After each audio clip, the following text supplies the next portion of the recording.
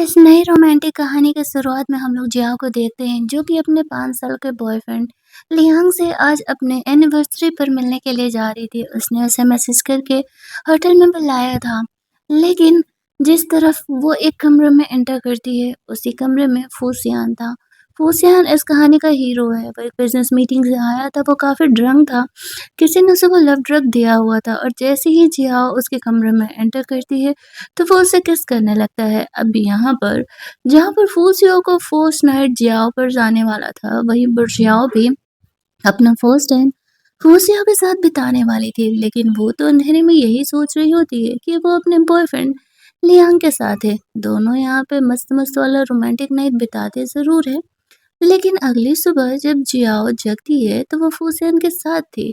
फूसियान को लगता है कि वो ऐसे लड़कियों को जानता है जो कि पैसे के लिए खुद को सेल कर रही है और जियाओ उन्हीं में से एक है। जियाओ जब भी देखती है कि सामने वाला बंदा उसका बॉयफ्रेंड लियांग नहीं कोई और है तो वो शॉक्ड हो जाती है। इनफैक्ट वो फूसियान को ही कहने लगती है कि वो उसके कमरे में क्या कर रहा है। फूसियान जियाओ को ऑफर करते हुए कहता है कि क्या 10 मिलियन काफ़ी है तुम्हारी एक रात के लिए, चलो निकल जाओ यहाँ से, मुझे तुमसे कोई रिलेशन नहीं रखना है। अब यहाँ पर जाओ, उसे देख कर के गुस्सा करने लगती है और कहती है कि तुम्हें क्या लग रहा है, मैं यहाँ पर खुद को सेल करने के लिए आई थी ना, तुम गलत कमरे में हो, मुझे अपने बॉयफ्रेंड लियांग के साथ इस कमरे में होना था। लेकिन जब जियाओ को पता चलता है कि एक्चुअल में ये वो कमरा है ही नहीं, जिस कमरे में उसे जाना था, तो वो शॉक्ड हो जाती है। ऊपर से वो अपना फ़ोन चेक करती है तो उसके बॉयफ्रेंड का मैसेज आया था कि वो बिज़नेस ट्रिप पर निकल रहा है और वो उससे मिलने के लिए नहीं आ सकता है। जिया को अपनी गलती का एहसास होता है और उसे ऐसा लग रहा था कि वो सच में किसी गलत इंसान के साथ नाइट स्पेंड कर चुकी है। फूसियन कमरे से बाहर निकलता है, जिया चेंज करके आती है, तो वो फूसियन को कल रात के लिए सॉरी बोल करके जा रही होती है। लेकिन फूसिया उसे पैसों ऑफर करते हुए कहता है कि मैं किसी का एहसान नहीं रखता ताकि बाद में तुम फिर आकर के मुझे फोर्स करो कि मैं तुम्हारे साथ कोई रिलेशनशिप रखूं। जिया ये देख करके बहुत ज़्यादा ही गुस्सा आ जाती है। उसके पास 100 जुआन का सिक्का था, उसे निकाल करके वो फूसियन को देते हुए कहती है कि ये रहे पैसे तुम्हारी कल रात के सर्विस के लिए। बेहतर होगा कि अब तुम भी मुझे डिस्टर्ब ना करो।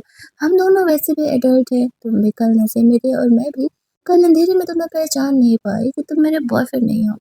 जो हो उस बात को भूल जाते हैं। हम दोनों एक दूसरे को कभी भी आगे डिस्टर्ब नहीं करने वाले। ऐसे बोल करके भी वहां से निकल जाती है।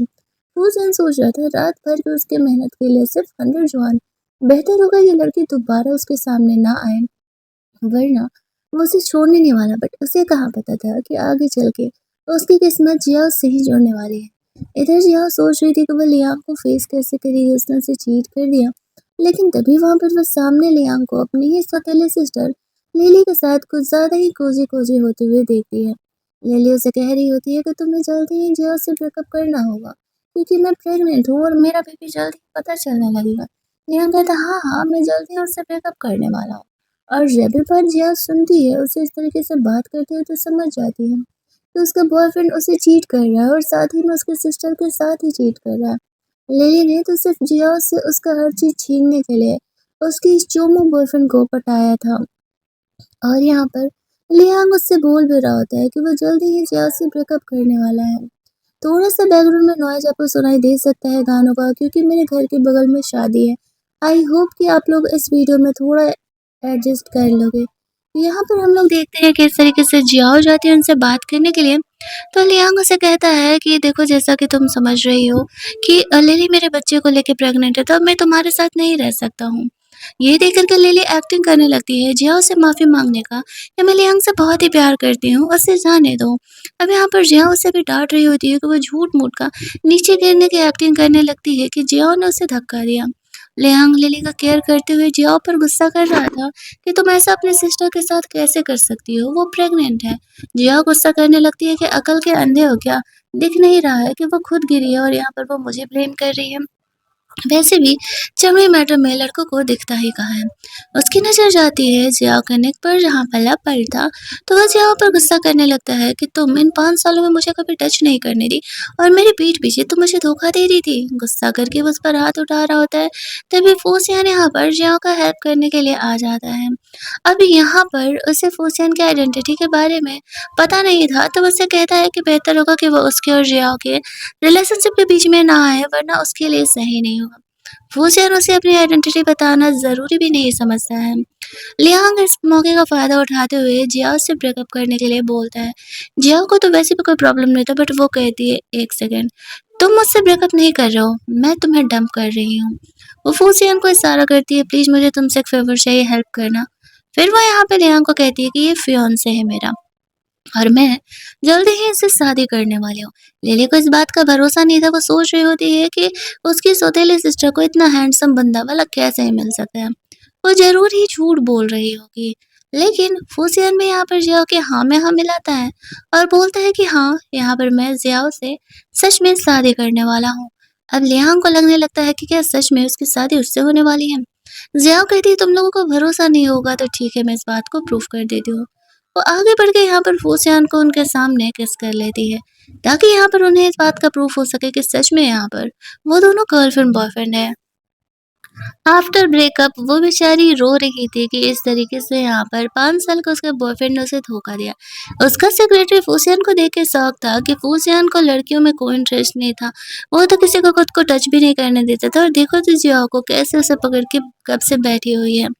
जिया सोचती है कि शायद वो कुछ ज़्यादा ही देर फूसियान के साथ रखे। वो कहती है, आई नो कि तुम्हें मुझसे डिस्टर्बेंस हो रहा होगा, तो तुम कार से उतर सकते हो। वैसे भी मेरा दिल टूटा है, तो थोड़ा-सा तो मैं रोऊँगी ना।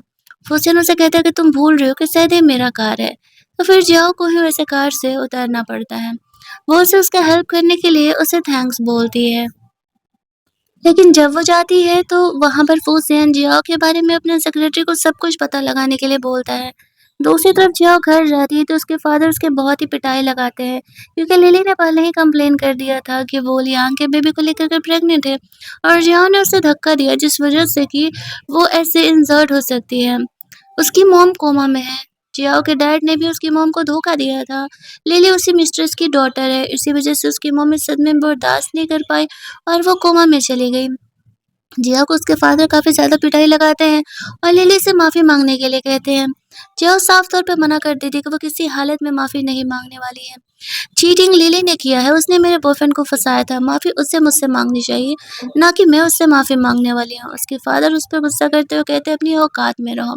जियाओ कहती है, मेरी मॉम को बीच में लाने का कोशिश में मत करना, उसके ट्रीटमेंट के पैसे उसके डैड ही दिया करते थे, हर काम के लिए वो उसे इसी चीज़ को लेके ब्लैकमेल किया करते थे। यहाँ पर वो कहते हैं कि तुम्हारे लिए मैंने एक बिज़नेसमैन चूज़ किया है और तुम्हें उससे शादी करना पड़ेगा। जियाओ इस चीज़ के लिए साफ तौर से मना कर देती है और कहती है कि वो कुछ भी हो जाए, वो उस इंसान से शादी नहीं करेगी, क्योंकि वो एक अच्छा इंसान नहीं था, और वो घर से बाहर निकल जाती है। उसके फादर सोचते हैं कि कहाँ ही जाने वाली है, उसकी मॉम तो इसके हाथों में है, वो उससे बच कर के कहीं भी नहीं जा पाएगी। जिया सोचती है उसे अपनी मॉम को बचाने के लिए कुछ ना कुछ तो करना ही पड़ेगा, लेकिन जैसे ही वो रोड पर जाती है तो वो फूसियान के कार से टकराते-टकराते बचती है और नीचे गिर के बेहोश हो जाती है। फूसियान देखने के लिए जाता है किसका एक्सीडेंट हुआ है, तो सामने देखता है जियाओ है, तो उसे उठा के घर लेके आता है। अगली सुबह जब जियाओ की आँख खुलती है तो वो कंफ्यूज थी कि वो किसके घर पर है। तभी वो ढूँढते हुए बाहर जाती है तो देखती है कि तो वो उस 100 जुआन वाले बंदे का घर है। वो सोच रही होती है कि इसके कपड़े किसने चेंज किए? क्या ये 100 जुआन वालों ने चेंज किए हैं? वो फुसेन से बात करने के लिए जाती है तो बोलती है कि क्या तुमने कल मेरा हेल्प किया? फुसेन उसे कहता है, हाँ, तुम मेरे कार के सामने आ गई थी। जी हाँ, कल रात उसे थैंक्स बोल रही होती है। इस बंदे ने अब तक 2 बार उसकी हेल्प कर दी है। जो उससे कहती है कि तुम्हें कभी भी लाइफ में किसी चीज़ की ज़रूरत होगी, तो तुम मुझे बताना, मैं भी तुम्हारा हेल्प करने के लिए तैयार हूँ। तुमने मेरा 2 बार अब तक हेल्प कर चुका है। फूसियन से जिया को पता चलता है, घर की हेल्पर ने एक्चुअल में उसके कपड़े चेंज किए हुए हैं। घर की हेल्पर यहाँ पर जियाओ के लिए ब्रेकफ़ास्ट लेकर के आती है और वो उसे कह रही होती है कि आराम करो। तुम कल ऐसे सिचुएशन में आई थी और फूसियान तुम्हारा फ़िक्र कर रहा होता है। लेकिन जियाओ को तो नहीं लग रहा था ऐसा। अब यहाँ पर फूसियन जो था, वो जियाओ को कह रहा होता है कि बेहतर होगा तुम्हारा खाना हो जाए तो फिर तुम अपने घर चले जाओ। जियाओ इस चीज़ से कोई प्रॉब्लम नहीं था, यहाँ पर वो रेडी थी। लेकिन तभी वहाँ पर फूसियन को उसकी ग्रैंडमदर का वीडियो कॉल आता है और उस पर गुस्सा कर रही होती है कि तुमने अब तक गर्लफ्रेंड नहीं बनाई। मेरी दोस्त की पोती के 3-3 बच्चे भी हो गए।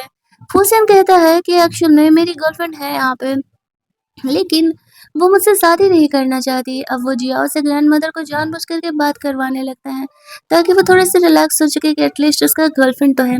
जियाओ फूसियन पर गुस्सा कर रही होती है कि वो ग्रैंडमदर से क्यों ही उसको बात करवा रहा है, बट फिलहाल मजबूरी में उसे ग्रैंडमदर से बात करना पड़ता है। ग्रैंडमदर जियाओ को कहती है कि हमें जल्द से जल्द शादी के बारे में सोचना होगा। लेकिन यहाँ पर फूसियान कह रहा था कि ये मुझसे शादी ही नहीं करना चाहती। बात करके रखने के बाद जिया फूशियन पर गुस्सा कर रही थी कि तुमने ग्रैंडमदर को यूँ क्यों बोला कि मैं तुमसे शादी नहीं करना चाहती? फूशियन कहते हैं, क्यों मैंने झूठ बोला क्या? तुम मुझसे शादी करना चाहती हो? जियाओ कहती है, नहीं ऐसा नहीं है, लेकिन तुम्हें ग्रैंडमदर को ये गलतफ़हमी नहीं करवाना चाहिए था ना। फॉसिन कहता है, देखो मैं एक्चुअल में तुमसे शादी करना चाहता हूँ, लेकिन कॉन्ट्रैक्ट मैरिज, क्योंकि यहाँ पर इससे तुम्हारी भी हेल्प हो जाएगी और मेरी भी। ग्रैंडमदर यहाँ पर इस तरीके से मुझसे शादी कराने के लिए परेशान है। ये बात तो तुम भी अच्छे से जानती हो। मुझे पता है कि तुम्हारी मॉम कोमा में है और वो हॉस्पिटल में है। उसके बिजली बिल्स तुम्हारे सॉरी उसके हॉस्पिटल बिल्स तुम्हारे डैड दिया करते हैं। तो अगर यहाँ पर तुम मुझसे शादी करोगी तो तुम मेरा पावर और मेरा पैसा इस्तेमाल कर सकती हो अपनी मॉम के ट्रीटमेंट के लिए और अपनी मॉम को अपने डैड से प्रोटेक्ट करने के लिए। लेकिन जियाओ को फूसियान से इस तरीके से कॉन्ट्रैक्ट मैरिज करना सही नहीं लग रहा था। अभी-अभी तो वो एक ही रिलेशनशिप से टूट करके निकली हुई थी और फूसियान के इस प्रपोज़ल को मना करके वहाँ से जाने लगती है। फूसियान उसे रोकते हुए कहता है, इतनी भी जल्दी क्या है मेरे प्रपोज़ल को रिजेक्ट करने का? पहले एक काम करो, तुम सोच लो, समझ लो, ये कुछ दिनों के लिए प्रपोज़ल तुम्हारे लिए ओपन रहेगा। मैं तुम्हारे लिए परफेक्ट ऑप्शन हूँ। जियाओ वहाँ से बाहर जा रही होती है, तो फूसियन ने जियाओ के लिए एक नया फ़ोन और कुछ पैसे दिए थे, क्योंकि वो अपना फ़ोन तो घर पर ही छोड़ कर के आ गई थी। अब इनके पास बैग्स वगैरह तो होते नहीं है ना फ़ोन कैरी करने के लिए। फिर वो ना जाने कहाँ से एक नया बैग लेकर के वहाँ पे हॉस्पिटल पहुँचती है। घर से निकलते समय तो बैग दिखाई नहीं गया था। हॉस्पिटल जाने के बाद उसे पता चलता है कि जियाओ की मॉम को उसके डैड ने कहीं और शिफ्ट कर दिया। वो घर पर कॉल करती है तो उसके फादर उसे कहते हैं कि तुमने घर से भागने की हिम्मत कैसे की? इसी वजह से यहाँ पर हमने तुम्हारी मॉम को कहीं और शिफ्ट करा दिया। तो हमें उस बंदे से मिलने के लिए रात में वहाँ जाना पड़ेगा जहाँ पर कि मैंने तुम्हारे उससे शादी कराने का बात किया है। जियाओ को मजबूरी में रात में उस बंदे से मिलने के लिए जाना पड़ता है। उसके फादर भी वहाँ पर थे। वो उस बंदे को बोल रहे होते हैं, देखो यही मेरी डॉटर है। वो अपने बिज़नेस के फ़ायदे के लिए अपनी डॉटर को ऐसे इंसान से शादी कराने के लिए भी तैयार थे। वो इंसान एक नंबर का ठरकी था और उसके डैड की उम्र का था। उसके फादर उन दोनों को छोड़ कर के चले जाते हैं बात करने के लिए। दूसरी तरफ इसी होटल में फूसियन भी अपने दोस्तों के साथ था। उसका यही डॉक्टर फ्रेंड से पूछ रहा होता है कि क्या चल रहा है तुम्हारा लाइफ़ में? तो वो बोलता है कि एक्चुअली मैंने एक बंदी को कन्फेस किया था शादी करने के लिए, बट उसने मना कर दिया। ऐसा बोल के वो वहाँ से निकल रहा था और दूसरी तरफ जियाओ के साथ वो बंदर ज़बरदस्ती यहाँ पर जियान को वाइन पिला रहा होता है, जिस वज़ह से कि वो काफ़ी नशे में हो जाती है। फिर वो जियाओ के साथ बदतमीज़ी करने के लिए आगे बढ़ते हैं, तो जियाओ गुस्से में उसके सर के ऊपर वाइन का बोतल फोड़ती है और वह कमरे से बाहर निकलने का कोशिश कर रही होती है। वो बंदा उसके पीछे-पीछे जा रहा था, तभी जियाओ फूसियान से टकराती है।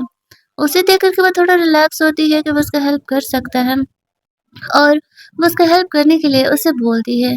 तभी वो बंदा सामने से आता है, उसे फूसियन की आइडेंटिटी के बारे में नहीं पता था, तो वो जियाओ को जाने देने के लिए कहता है। फूसियन का सेक्रेटरी कुछ और गार्ड्स लेकर के आ जाता है।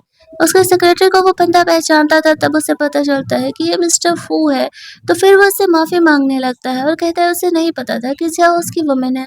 उसके डैड ने खुद उसे सेल किया है। फूसियन को जियाओ के लिए बुरा लगता है, उसकी खुद की फैमिली उसके साथ ऐसा कर रही है। वो अपने सेक्रेटरी को उस बंदे को सबक सिखाने के लिए बोलता है और फिर जियाओ को वहाँ से लेकर के जाता है।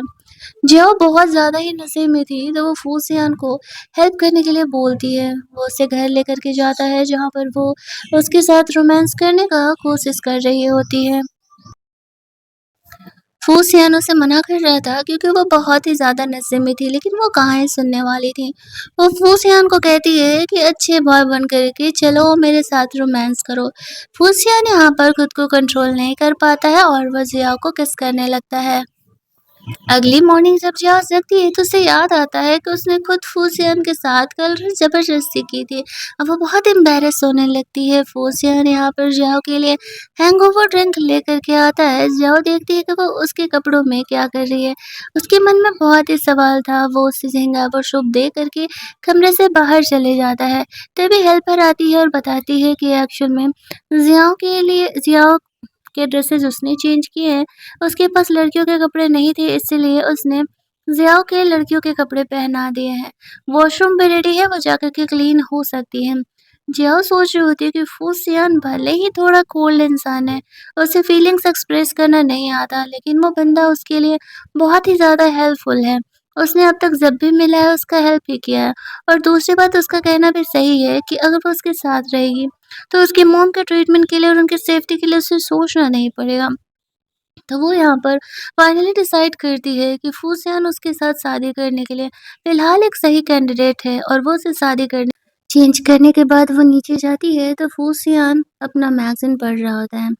जया उसे कहती है, जो तुमने मुझे शर्तें दी थी शादी करने के लिए, मैं तुमसे शादी करने के लिए रेडी हूँ, लेकिन तुम्हें पता भी नहीं है मेरे डैड की फैमिली एक्चुअल में कितनी ज़्यादा बड़ी है और अगर तुम मुझसे शादी करोगे तो तुम्हारे लिए मुश्किलें काफ़ी बढ़ सकती है। इस पॉइंट पर आकर के फूसियन को पता चलता है कि एक्चुअल में जिया जानती नहीं है कि वो कितनी ज़्यादा वाला रिच है और उससे कोई पंगा नहीं ले सकता है। वो सोचता है कि ठीक है, एक बार वो उसे मौका दे कर के देखता है। अगर यहाँ पर वो उसके साथ अच्छे से रहेगी तो फिर वो इस तरीके से उसे अपनी असली आइडेंटिटी बता देगा। फूज़न उसे कहता है कि मैं तुम्हारे फैमिली से नहीं डरता हूँ और अगर तुम्हें मुझसे और कोई प्रॉब्लम नहीं है तो फिर तुम मुझसे शादी करने के लिए हाँ कह सकती हो। तो ये बातें सुनने समझने के बाद यहाँ पर जाओ कहती है ठीक है, तो चलो फिर हम शादी का सर्टिफ़िकेट ले लेते हैं, लेकिन कुछ शर्तें हैं मेरी। ये कॉन्ट्रैक्ट मैरिज हम अभी पब्लिक नहीं करेंगे, क्योंकि वैसे भी पब्लिक करके बाद में और ज़्यादा पंगे क्यों ही लेना, मैं ग्रैंडमदर का मैटर सँभाल लूँगी। वो रेडी हो जाता है, दोनों जाकर के अपना शादी का सर्टिफ़िकेट ले लेते हैं। ज़िया को भरोसा नहीं हो रहा था कि उसने सच में यहाँ पर फूसियान से ये कुछ कॉन्ट्रैक्ट मैरिज किया है, बिल्कुल ड्रामा वाला उसका लाइफ़ चल रहा होता है। फूसियान जिया को पैसे देते हुए कहता है, अब तुम मेरी वाइफ़ हो, तुम्हें पैसे के बारे में नहीं सोचना है। जिया शुरुआत में यहाँ पर पैसे नहीं लेना चाह रही थी, लेकिन फूसियान उसे कहता है, तुम मेरी वाइफ़ हो तो तुम्हें थोड़ा अपना स्टैंडर्ड मेंटेन रखना पड़ेगा ना। तो फिर जिया यहाँ पर उसके पैसे देने पर उससे पैसे ले लेती है। फिर वो कार से उतर जाती है। जिया सोच रही होती है कि फूसियान उतना भी बुरा नहीं है जितना बुरा कि यहाँ पर उसने उसके बारे में सोचा था। वो थोड़ी आगे बढ़ती है तो उसे उसकी फ्रेंड का कॉल आता है, जो कि चाइना वापस आई थी। तो जियाओ यहाँ पर कह रही होती है कि चलो मिलते हैं, तो वो इस चीज़ के लिए रेडी थी और वो दोनों यहाँ पर फुल ऑन पार्टी वार्टी करने का सोच रहे होते हैं। वो जैसे ही अपनी फ्रेंड से मिलने के लिए रेस्टोरेंट में जाती है, तभी वहाँ पर वो लिली से मिलती है। लिली जिया को देख कर के उसको इंसल्ट करने लगती है। अरे, तुम अभी तक सही सलामत हो, मुझे तो लगा कि कहीं इधर-उधर मर-मरा गई होगी। तुम घर छोड़ कर चली गई, तुम्हारे पास पैसे नहीं है। जिया उसे कहती है, बहन अफ़सोस, मुझे भी सँभालने वाला कोई आ गया है। इधर लियांग आने लगता है तो लिली वापस से हर्ट होने की एक्टिंग करने लगती है, पहले की तरह ही। लियांग यहाँ पर जिया को डाँट लगा रहा होता है। तो उसके सपोर्ट में यहाँ पर उसकी फ्रेंड आ जाती है। इस रेस्टोरेंट में बगल टेबल पे फूसियान भी अपने फ्रेंड के साथ गया हुआ था और वो जियाओ की सिचुएशन को देख रहा था। वो हेल्प करने के लिए जाने सोच ही रहा होता है कि तभी वहाँ पर जियाओ की फ्रेंड आ जाती है, तो फिर वो इस तरीके से उसे कुछ नहीं बोलता है। लियांग लेली को वहाँ से लेकर के जाता है। जियाओ अपने फ्रेंड के साथ बैठ कर के बातें कर रही होती है। यहाँ पर इस तरीके से जो जियाओ की फ्रेंड पूछ रही होती है कि आखिरकार उसकी लाइफ में चल क्या रहा है। इधर फूसिन अपने फ्रेंड को कहता है, लियांग को थोड़ा सबक सिखाओ तो, वो कुछ ज़्यादा ही मेरी वाइफ को परेशान कर रहा है और लिली के फैमिली को भी। उसका ये डॉक्टर फ्रेंड समझ जाता है कि फूसिन जियाओ में इंटरेस्टेड है। इधर जियाओ अपने फ्रेंड को अपने लाइफ की सारी बातें बताती है कि किस तरीके से उसने फूसियन के साथ कॉन्ट्रैक्ट मैरिज किया है। वो बंदी पूछती है कि मतलब तुम सही डिसीजन तो ली हो? जियाओ कहती है पता नहीं, लेकिन वो बंदा है बहुत हैंडसम और शायद कहीं न कहीं ये रीज़न भी है कि मैंने उससे शादी करने के लिए हाँ कह दिया। जियाओ कहती है तो चलो ठीक है, जब तुम दोनों अपनी-अपनी मस्ती करने वाले हो तो मैं तुम्हें क्लब लेकर के चलती हूँ। और फिर वो उसकी फ्रेंड को ऐसे क्लब लेकर के चली जाती है। वो लोग यहाँ पर फुल ऑन मस्ती करने वाले थे। फूसियन को भी उसके दूसरे फ्रेंड ने उसी क्लब में इनवाइट किया था, तो मोस्टली ऐसे पार्टीज़ में नहीं जाया करता था। लेकिन जब उसे पता चलता है कि जिया भी उस पार्टी में जा रही है, तो फिर वो जाने के लिए हाँ कह देता है। ये मन में सोचते हुए कि वो थोड़ा जियाओ पे नज़र भी रख लेगा। इधर जियाओ अपने फ्रेंड को लेकर के वहाँ पर जाती है तो उसने 4-5 मेल मॉडल्स बुलाए हुए थे और वो उन्हें पैसे देते हुए कहती है, तुम लोगों का आज का काम है मुझे और जियाओ को एंटरटेन करने का। वो लोग इन लोगों के साथ मस्तीबाजी कर रहे होते हैं, ड्रिंक कर रहे होते हैं। वो ज़ियान कमरे के गेट से ही इन चीज़ों को देख रहा होता है। लेकिन जब देखता है कि ड्रंक होकर के ज़िया उनमें से एक मेल मॉडल से कुछ ज़्यादा ही कोसी-कोसी हो रही है, तो फिर उसे जेलस फ़ील होने लगता है और वो पार्टी में जाकर के ज़िया को वहाँ से लेकर के जाता है। ज़िया नशे में थी, वो फूसियन को देख के कह रही होती है, ओह! तो तुम भी एक मेल मॉडल हो, लेकिन तुम कितने हैंडसम हो, बिल्कुल मेरे हस्बैंड की तरह। क्या तुम मेरे साथ आज नाइट स्पेंड करोगे? फूसियन सोच रहा होता है कि ये लड़की सच में ढक्कन है। और जाओ ड्रंक है वो ये भी जानता था। तो जाओ पर गुस्सा कर रहे थे कि वो ड्रंक होकर के ऐसी हरकतें कैसे कर सकती है? अब वो मैरिड है और वो जियाओ को घर लेकर के जाता है। उसकी हेल्प पर ये देख कर के खुश थी कि फूसियन और जियाओ के रिलेशनशिप पहले से बेहतर हो रहे हैं। फूसियन को जियाओ कह रही थी, प्लीज़ मुझे छोड़ कर के मत जाओ, मुझे अकेले नहीं रहना। तभी हेल्पर आती है जियाओ के लिए हैंगओवर सूप लेकर के। वो पिलाने का कोशिश कर रही थी लेकिन नींद में होने की वजह से जियाओ वो हैंगओवर सूप पी नहीं पाती है। तो फुज़ेन कहता है आप जाओ, मैं इसे पिला देता हूँ। फिर वो अपने हाथों से जियाओ को हैंगओवर सूप बैठा के पिलाने का कोशिश कर रहा था, लेकिन वो नहीं पी पा रही होती है। फिर उसके पास कोई ऑप्शन नहीं था, वो ऐसे माउथ टू माउथ उसे वो मेडिसिन देता है और ये सारी चीज़ें जियाओ को याद नहीं थी। अगली मॉर्निंग वो जगती तो वो फूसियन से पूछती है कि क्या तुम मुझे यहाँ लेकर के आए थे? तो वो झूठ बोल देता है कि नहीं, मेरा सेक्रेटरी तुम्हें यहाँ लेकर के आया हुआ था, मेरे पास इतना फ्री का टाइम नहीं है। जिया कुछ नहीं बोलती है तो फिर यहाँ पर फूसियन का सेक्रेटरी आता है क्योंकि उसने जियाओ की मॉम को दूसरे हॉस्पिटल में शिफ्ट करने के लिए उसके डैड को राज़ी कर लिया था, तो यही बात वो बताने के लिए आया हुआ था। जियाओ उसके सेक्रेटरी को थैंक्स बोलती है उसे यहाँ पे लेके आने के लिए, तो बोलता है कि मैं नहीं, फूसियन कल तुम्हें यहाँ लेकर के आया हुआ है। और दूसरी तरफ यहाँ पर इस तरीके से जब जिया को ये पता चलता है कि एक्चुअल में फूसियन ने उसकी मॉम को दूसरे हॉस्पिटल में शिफ्ट कर दिया है, तो वो बहुत ही खुश हो जाती है। हुसैन उनसे कहता है कि जाओ कुछ गार्ड्स लेकर के चले जाओ, तुम्हारे डैड मेरे ही आने का इंतज़ार कर रहे होंगे। साथ ही में वो अपने सेक्रेटरी को भी जिया के साथ जाने के लिए बोलता है, ताकि उसके डैड उसे बुली ना कर सके। उसका सेक्रेटरी भी सब समझ रहा था कि फूसियन को जिया से हो गया है प्यार, बट ये सख्त लौंडा बस इस बात को मानने के लिए तैयार नहीं है। दूसरी तरफ जिया के डैड अपनी वाइफ के साथ ऐसे उस बड़े बिग शॉट के आने का इंतज़ार कर रहे होते हैं। लेकिन उनके मन में ये भी कन्फ्यूज़न था कि वो जियाओ की मॉम में क्यों ही इंटरेस्टेड है। और तभी वहाँ पर जियाओ आ जाती है कुछ गार्ड्स के साथ। उसके डैड फ़िलहाल उसे वहाँ से जाने के लिए कहते हैं और कहते हैं, वो यहाँ पर किसी बड़े बिज़नेसमैन का इंतज़ार कर रहे हैं, तो बेहतर होगा कि इस तरीके से जियाओ वहाँ से चली जाए। अब जियाओ से कह रही थी कि मैं अपनी मॉम को लेने के लिए आया हूँ और अगर मुझे रोकने का कोशिश करोगे, तो तुम्हारे लिए सही नहीं होगा। उसके फादर जियाओ को अंदर नहीं जाने दे रहे थे। तभी वहाँ पे फूसियन का सेक्रेटरी आ जाता है, जो कि इस तरीके से उसके डैड से बात किया था। उसे देखते ही उसके डैड उसे पहचान जाते हैं और समझ जाते हैं कि जियाओ कैसे न कैसे करके फूसियन के साथ है और उसने उसे मना लिया है उसका हेल्प करने के लिए। ऐसे सिचुएशन में वो कुछ भी नहीं कर सकते थे। जो गार्ड्स लोग थे, वो लोग जियाओ के डैड को पकड़ के रखे हुए थे और फिर वो अपनी मॉम को देखने के लिए हॉस्पिटल में अंदर जाती है। अपनी मॉम को ऐसे कंडीशन में देख कर के वो बहुत ही ज़्यादा इमोशनल हो जाती है। बेचारी कोमा में थी और फिर वहाँ से उन्हें शिफ्ट कर दिया जाता है, जहाँ पर कि वो अपनी मॉम को ऐसे देख कर के रो रही थी कि वो कब होश में आएँगी, उसे इस बात का पता ही नहीं है। होशियार इतना बिज़ी होने के बावजूद भी जिया से मिलने के लिए यहाँ हॉस्पिटल में आ जाता है। वो अपनी मॉम को ऐसे सिचुएशन में देख कर के रो रही होती है, तो उसे यहाँ पर काफ़ी इमोशनल फ़ील होने लगता है और वो जिया को कहता है कि चलो बाहर चलते हैं यहाँ से। जो डॉक्टर्स हैं वो यहाँ पर तुम्हारी मॉम का हालत चेक करने के लिए आने वाले हैं। अब नर्स वग़ैरह यहाँ पर आती है, तो जिया को उसके साथ ऐसे बाहर जाना पड़ता है और यहाँ पर वो उसे अपने साथ लेके जाता है। वो बहुत ही इमोशनल थी। ऐसे सिचुएशन में वो उसका हेल्प करने के लिए थैंक्स बोलती है। वो उसे कहता है हम दोनों हस्बैंड वाइफ हैं, अब मैं तुम्हारा हेल्प नहीं करूँगा, तो भला कौन ही करेगा? यहाँ पर वो खुश हो जाती है कि चलो कम से कम भले ही कॉन्ट्रैक्ट मैरिज में हम हैं, लेकिन वो उसका हेल्प तो कर रहा है। वो इन चीज़ों को लेकर के बहुत ही ज़्यादा वाली हैप्पी-हैप्पी रहती है।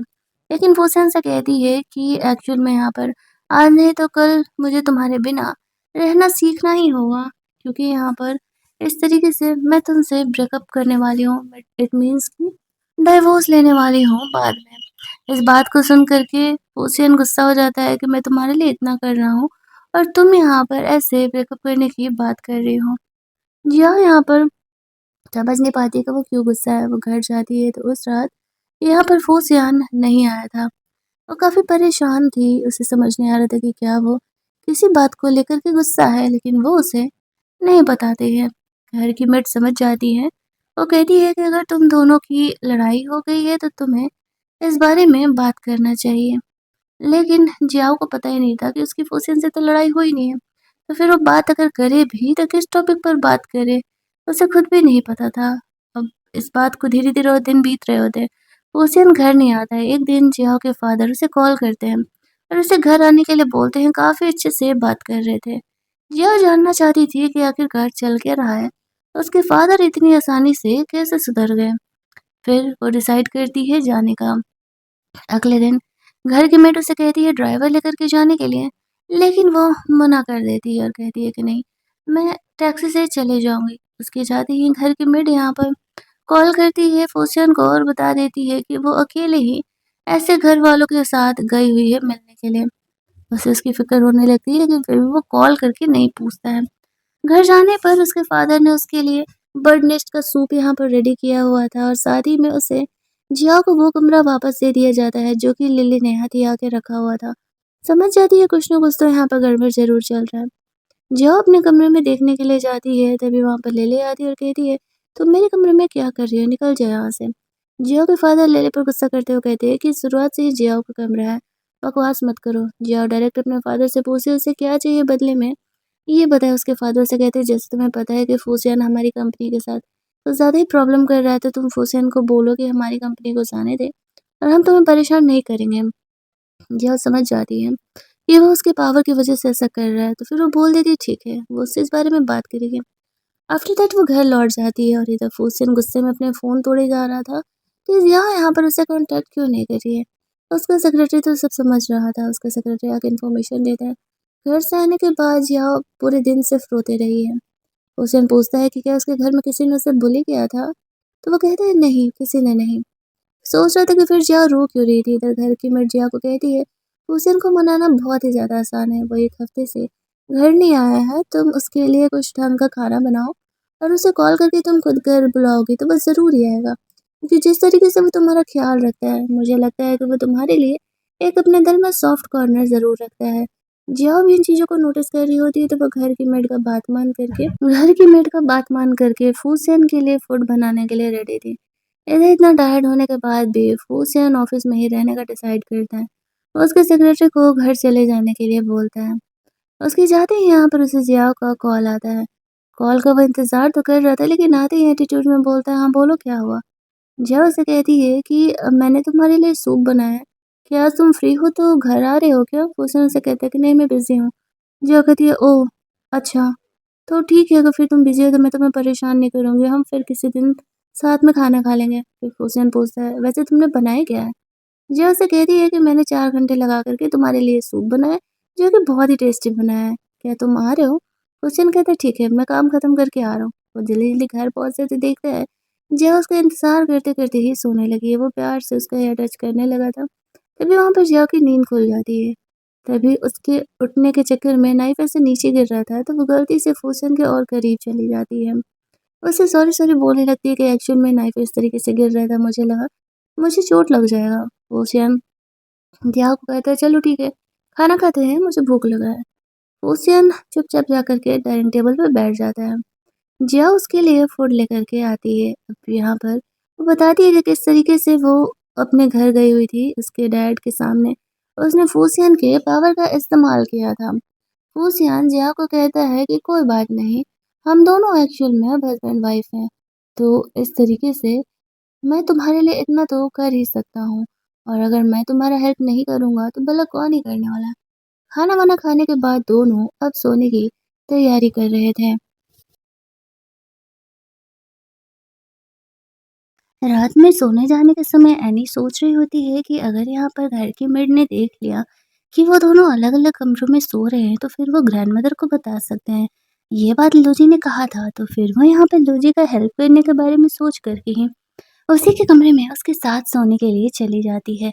लेकिन तभी वहाँ पर लूजी इस तरीके से फ्रेशन अप होकर के आता है, तो वो उसकी बॉडी को तो ताड़ती ही रह जाती है। और यहाँ पर वो उसे जानबूझकर के छेड़ रहा था। फिर एनी यहाँ पर उसे बोलती है कि एक्चुअल में यहाँ पर ना मुझे इस तरीके से सोना पड़ रहा है क्योंकि ग्रैंडमदर कहीं पता पता ना चल जाना है। फिर वो सोफ़े पर बेचारी सो रही होती है और यहाँ पर वो उसे नींद में ही कह रही थी कि एक्चुअल में क्या तुम मेरे डैड की कंपनी को थोड़ा-सा जाने दोगे? उन्होंने तो उनसे माफ़ी माँगा है।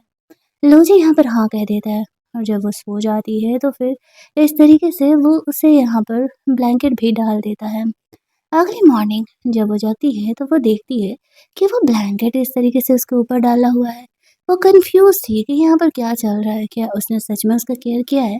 अगले दिन जब वो जागती है तो वो पूछती भी है, तो फिर वो उससे बोलती है कि एक्चुअल में यहाँ पर मैंने इसलिए ऐसा किया क्योंकि यहाँ पर जो है तुम्हारी तबीयत ना खराब हो जाए।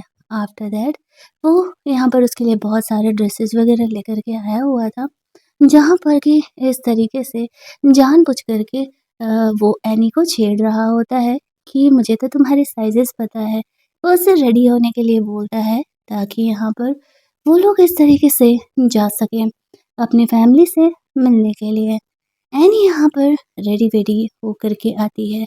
वो काफ़ी प्रिटी लग रही थी। यहाँ पर जो लूजी होता है वो उसके लिए ड्रेस वग़ैरह लेकर के आया था, तो वो उसे पहन के काफ़ी खुश भी थी कि वो उसका इतना केयर वग़ैरह कर रहा है।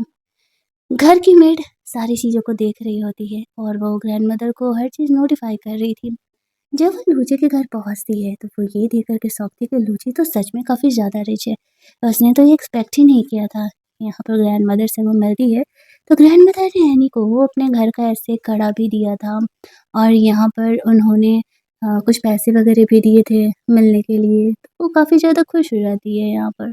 और फिर हम लोग देखते हैं कि इस तरीके से एनी बोलती है कि ठीक है, मैं तुम्हारे लिए इन चीज़ों को यहाँ पर सँभाल करके रख लेती हूँ। आफ्टर दैट हम लोग देखते हैं कि वो दोनों को तो एक ही कमरे में सोना पड़ता है क्योंकि यहाँ पर ग्रैंडमदर जो थी, अब एनी सोच रही होती है कि क्या यहाँ पर मुझे इस तरीके से वापस से सोफ़े पर ही सोना पड़ेगा? लोजी कहता है ऑब्वियसली ये मेरा कमरा है और मेरा बेड है, सोफ़े पर तो तुम्हीं को सोना पड़ेगा। लूजी यहाँ पर फ्रेशन अप होकर के आता है तो एनी शर्माते हुए फिर फ्रेशन अप होने के लिए चली जाती है। जब वो यहाँ पर आती है तो लूजी कहता है चलो मैं तुम पर इतना एहसान कर देता हूँ, तुम बेड पर सो सकती हो। वो चुपचाप कोना पकड़ लेती है। लूजी बेचारा खुद की फीलिंग को कंट्रोल करते हुए रात भर वॉशरूम में ही बिताता है। अगली मॉर्निंग जब एनी जगती है तो ग्रैंडमदर पूछती है कल रात कैसा बीता, तो वो बोलती है ठीक है। लूजी अभी सो रहा है, शायद वो टायर्ड है। ग्रैंडमदर कहती है अच्छा है ना, तुम दोनों मेहनत कर रहे हो, जल्दी ही मुझे पोता या पोती देने वाले हो। एनी ये बातें सुन कर के शर्माने लगती है कि ग्रैंडमदर क्या बातें कर रही है, अभी तो हम दोनों का रियल मैरिज भी नहीं हुआ है। लूजी यहाँ पर आता है तो एनी उसे फूड ऑफर करती है, तो ग्रैंडमदर उन दोनों के बीच प्यार को देख कर के काफ़ी खुश हो रही थी। रास्ते में लूजी से एनी कहती है कि एक्चुअल में ग्रैंडमदर बेबी के लिए बोल रही थी। लूजी कहता है डोंट वरी, मैं सब कुछ संभाल लूँगा। यहाँ पर एनी नोटिस करती है उसे पिछले मंथ पीरियड्स आए नहीं थे और उसकी तबीयत भी थोड़ी ठीक नहीं लग रही, कहीं वो सच में प्रेग्नेंट तो नहीं है।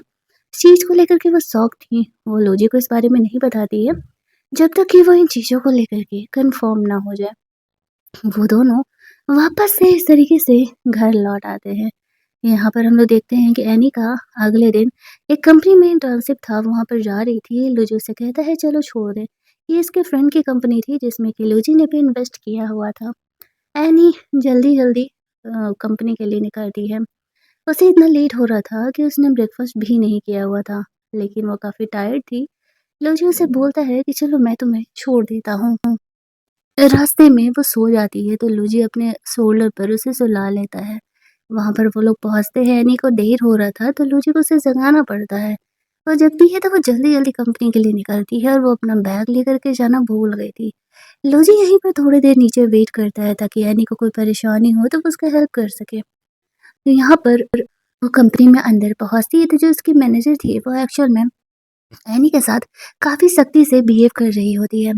एनी सोचती है कि वो ऐसा उसके साथ क्यों ही बिहेव कर रही है।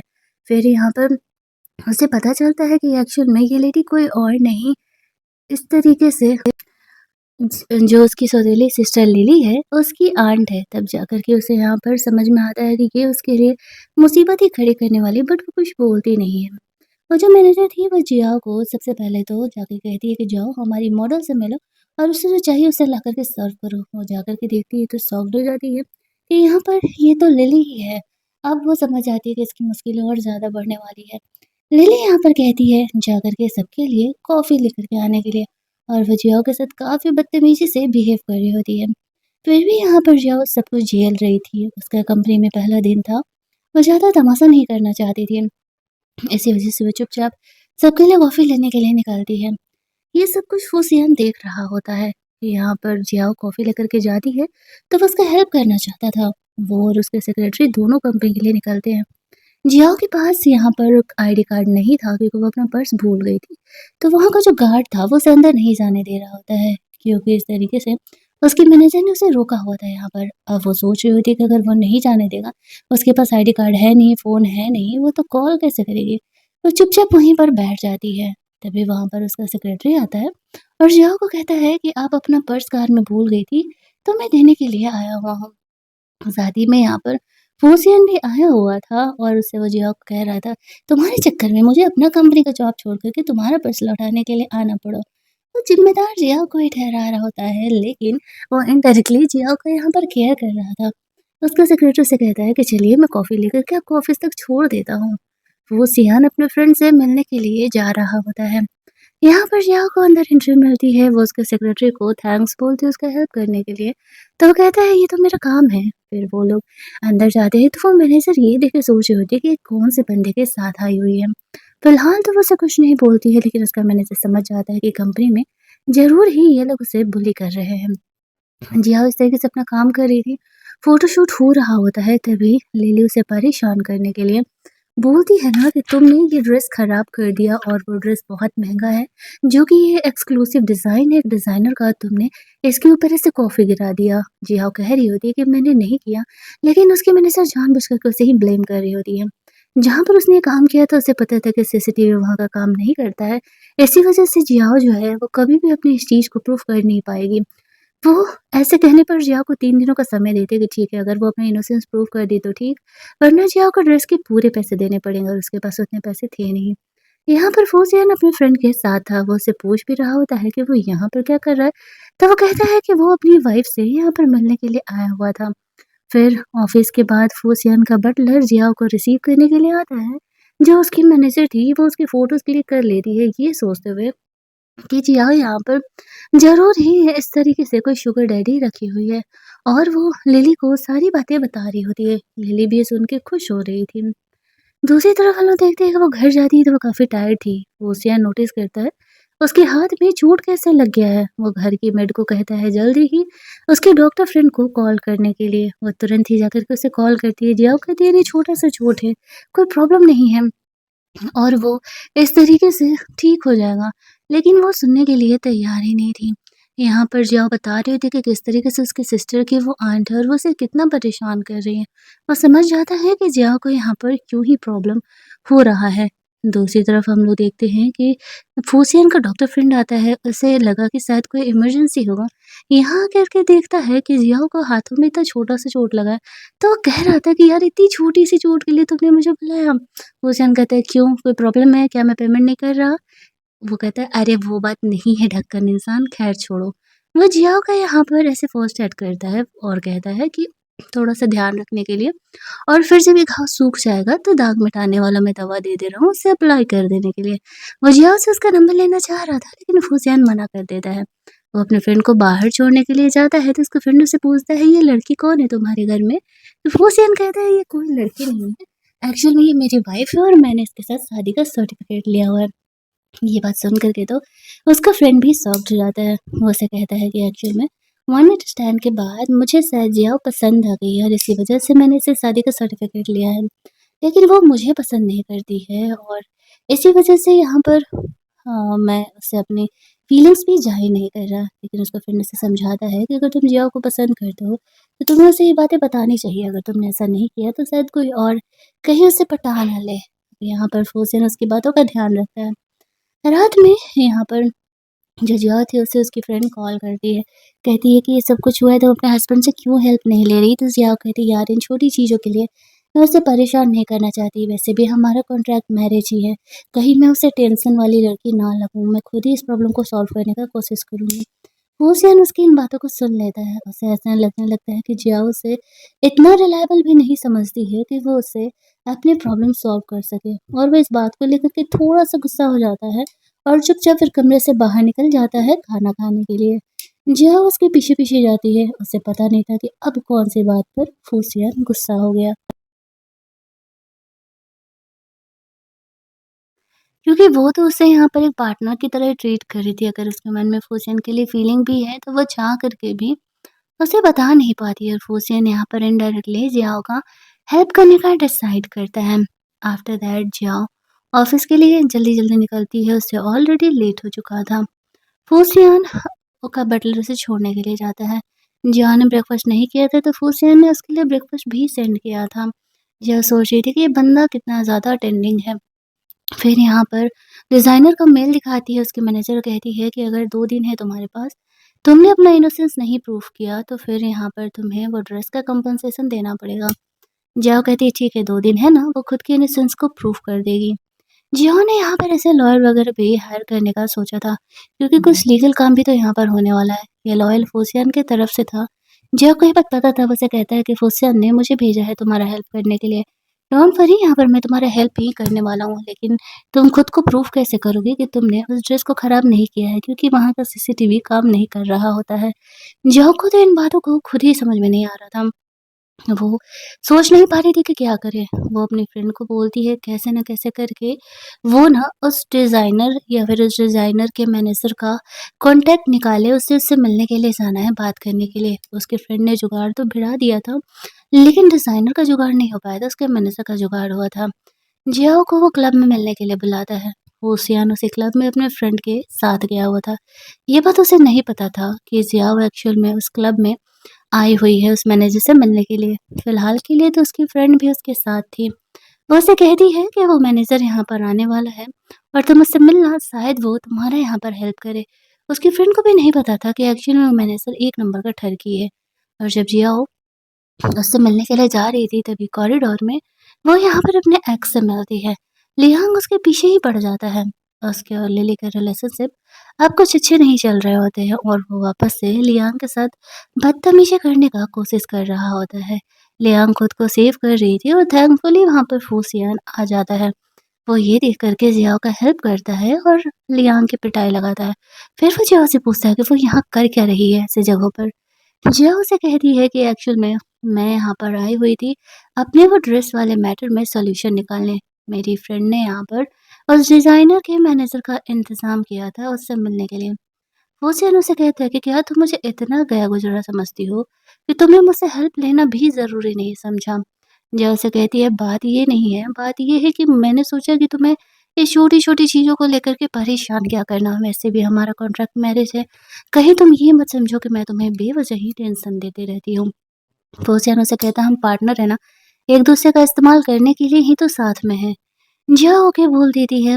वो दोनों घर जाते हैं, जहाँ पर कि फूशियान ऐसे फ्रेशन अप होकर के आता है और वो जियाओ को फ्रेशन अप होने के लिए बोलता है। अब यहाँ पर जिया सोच रही होती है कि फूसियान करना क्या चाह रहा है। वो तो बेचारा रोमांटिक मोमेंट ही क्रिएट करने के इरादे में था, लेकिन जियाओ यहाँ पर बहुत ज़्यादा शाय थी तो वो फूसियान के हिंट को समझ नहीं पाती है।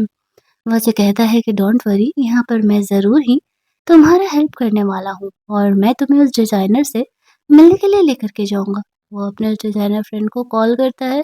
और डिज़ाइनर फूसियान का ही फ्रेंड था। वो उसे नहीं बताया था कि वो उसे किससे मिलने के लिए लेकर के आने वाला है।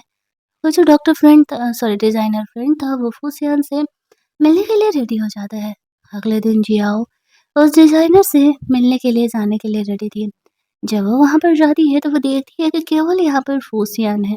तो वो उससे पूछने लगती है कि वो केवल यहाँ पर क्या कर रहा है? क्या वो यहाँ पर उसका डॉक्टर फ्रेंड नहीं आएगा, डिज़ाइनर फ्रेंड नहीं आएगा? फूसियान उसे कहता है कि पहले बैठो तो सही, और डिज़ाइनर फ्रेंड अभी थोड़ी ही देर में आता होगा। जिया वहाँ पर बैठती है। यहाँ पर थोड़ी देर में उसका वो डिज़ाइनर फ्रेंड आता है। जियाओ को फूसियान अपनी वाइफ़ कह के मिलाता है, तो वो डिज़ाइनर फ्रेंड काफ़ी खुश रहता है। लेकिन तभी उसे पता चलता है कि एक्चुअल में जियाओ पर ये इल्ज़ाम है कि उसने उसके ड्रेसेस को खराब किए हैं, तो फिर वो इस चीज़ से काफ़ी खुश नहीं था।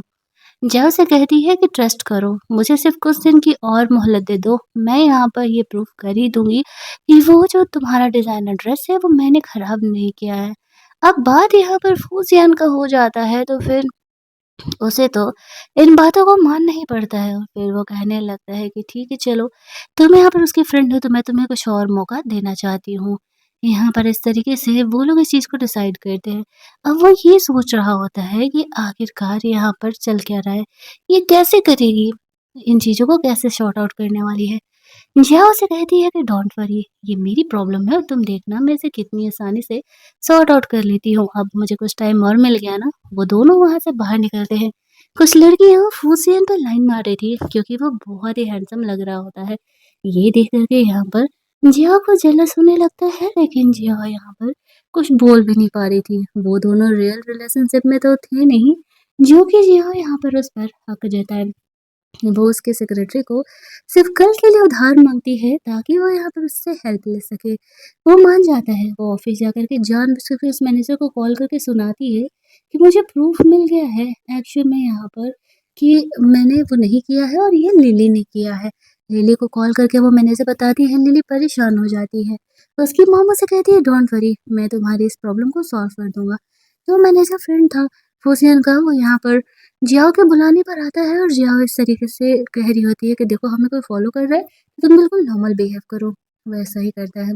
उसे वो सीसीटीवी फुटेज मिल जाता है, हालांकि फुटेज पूरा नहीं था, लेकिन वो प्रूफ हो जाता है कि उसके पास ये है। तो लिली जिया को किडनैप करने के लिए बोल देती है।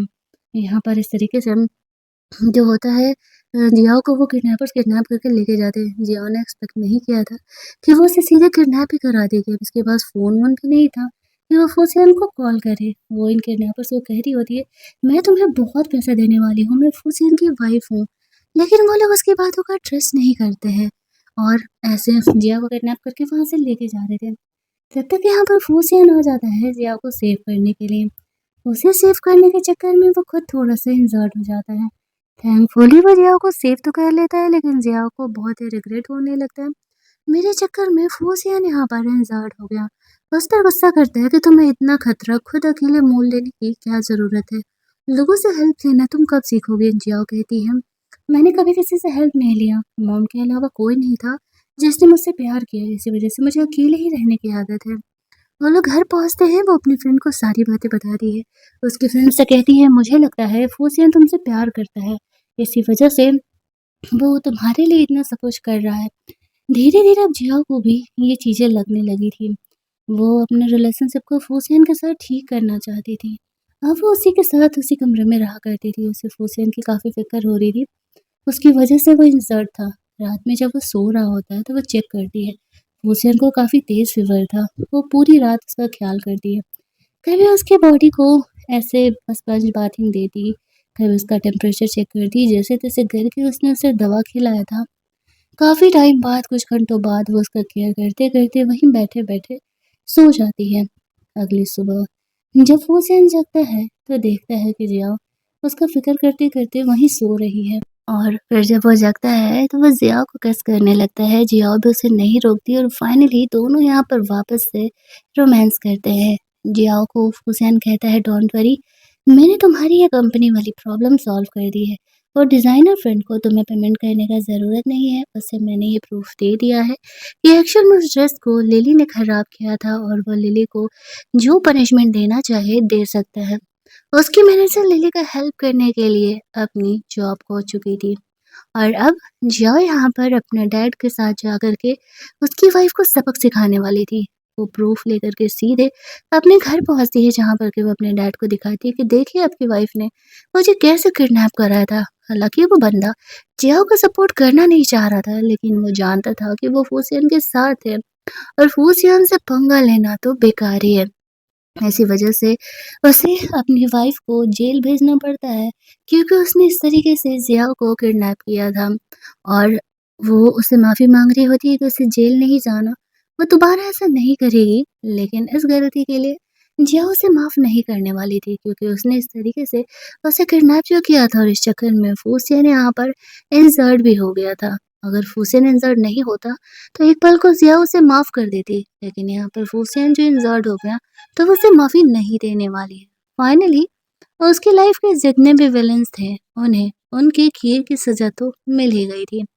जो होना था वो तो होते ही रहता है। लिली को अच्छा खासा पनिशमेंट तो और डिज़ाइनर देने ही वाला है, उसे कंपनसेशन भी वो लेगा। उसे इस बात का पता नहीं था, उसे पता चलता है कि उसकी मॉम जेल जा रही है, तो वो समझ जाती है कि उसकी पोल खुल चुकी है और जिया से अब पंगा नहीं लिया जा सकता है। वो अपने डैड से अपने रिलेशन को पूरी तरीके से ख़त्म कर लेती है, क्योंकि उसके डैड ने कभी उनसे प्यार ही नहीं किया था। आफ्टर दैट ये कहानी की एक हैप्पी एंडिंग होती है। जब वहाँ से बाहर निकलती है तो फूसियान उसे रिंग दे करके शादी के लिए रियल में प्रपोज करता है। उन दोनों को एक दूसरे से सच में प्यार हो गया था। जिया यहाँ पर फूसियान को हाँ कह देती है और हमारी ये कहानी यहीं पर एंड हो जाती है। अगर आपको ये कहानी अच्छी लगी होगी तो वीडियो को लाइक और शेयर जरूर कर लेना। चैनल को सब्सक्राइब कर लेना ताकि नए वीडियोस की नोटिफिकेशन आपको मिलते रहें। चलिए जल्दी से मिल लेते हैं हम लोग एक और मस्त मस्त वाली कहानी के हिंदी वर्जन में। Keep watching.